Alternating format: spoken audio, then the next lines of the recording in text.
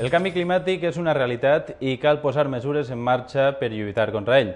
Esta va ser la principal conclusió de la reunió d'experts de l'ONU que durant la setmana passada van debatre a València.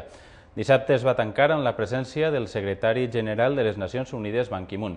Per cert, el PSPB ha demanat explicacions a Canal 9 per censurar les imatges de la vicepresidenta María Teresa Fernández de la Vega. A València els científics han parlat i ho han fet de manera clara. A Bali, d'ací a un mes, espera que els polítics facin el mateix. Amb aquest missatge, el secretari general de l'ONU, Ban Ki-moon, tanca dissabte la trobada del grup d'experts contra el canvi climàtic de les Nacions Unides. En la seva intervenció, Ban Ki-moon no rebaixa el to crític dels científics i descrigué la situació del planeta com aterridora i pròpia d'una pel·lícula de ciència-ficció. Hem de reconèixer que els efectes del canvi climàtic ens afecten a tots i que han arribat a ser tan greus i generalitzats que l'única solució possible ha de ser urgent i d'abast mundial.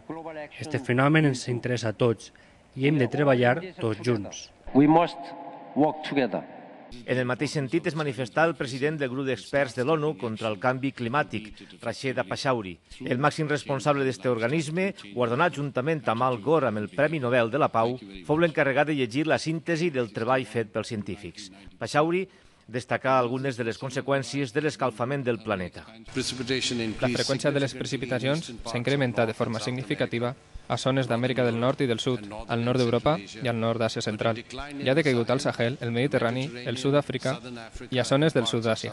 També les zones afectades per la sequera han augmentat.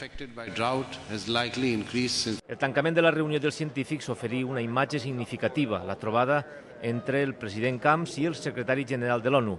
Una trobada que contrasta amb les crítiques del Consell sobre un boicot hipotètic del govern central cap al de la Generalitat per evitar una reunió entre Camps i Ban Ki-moon.